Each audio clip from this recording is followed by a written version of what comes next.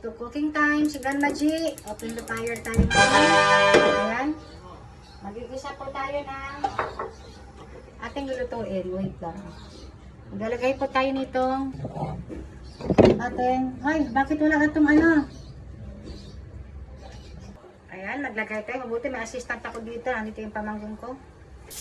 Naglagay po tayo ni Re. Ating canola. Ay, canola ba to? Canola ang gamit natin. Ganyan lang. Sa ating kawaling sunog na, pagod na sa dami niyang mga serbisyo. Ito, lalagyan natin sibuyas. Sibuyas lang po kasi gigisahin lang po natin yung ating gagawin lumpia. Lumpia na po ito, no? Ayan, binirikta ko na kasi timplado na. Maganda na yung ano, maganda na yung sigurado tayo. Ito yung sa apoy. Ayan ang ating lumpia. Ito yung ating camera. Hindi mo ito sinabot.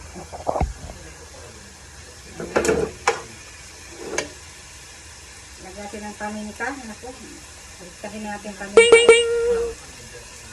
Ang dami naman din.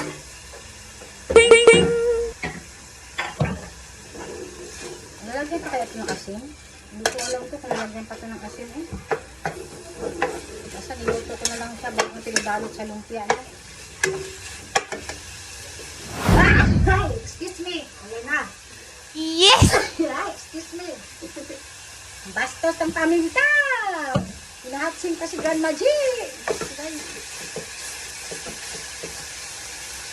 Dahil paminta, sumuktok na sa ilong. Ayun ka ang paminta, no? Ay, dito na pa sa paminta. Paminta pa more. Ayan, basta matapos sa paminta sa Grandma G. Nagdagan kong konting tuyo-tuyo, no? Tuyo na. Para medyo malasa-lasa. Maganda na yung may tuyo ang ating ano. Kasi para din yan babae.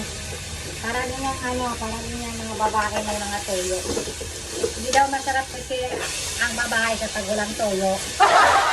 Sabi nga nila lalaki. So, para maging masarap tayo, kailangan na tuyo tayo. Sarap! Ganun daw yan.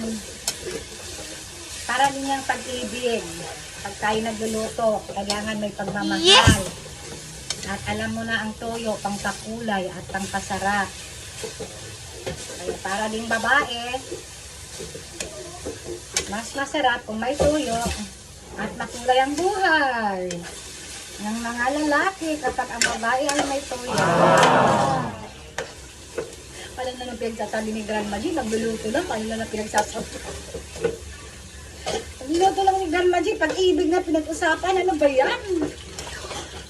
Kaya nga pala, Father's Day bukas, ano? Nadalawin namin ang aming hari tomorrow.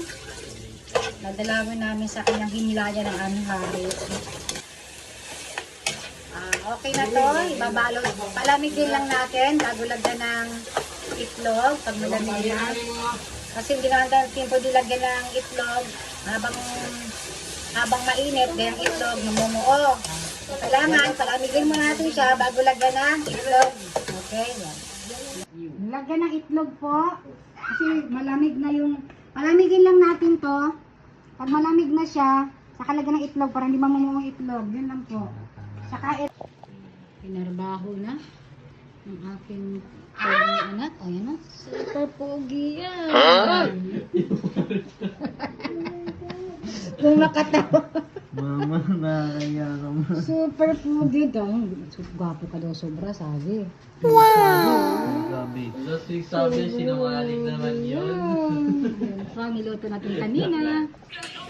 Ito na ang ating finished product ng lumpia Shanghai.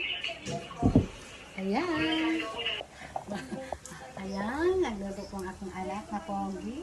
Wow!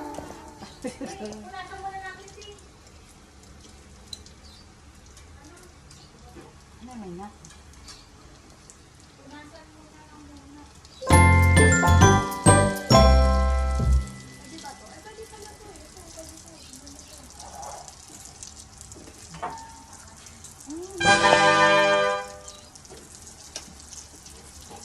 siya sa pagluluto ng Shanghai. Wow! Swerte yung anak ko.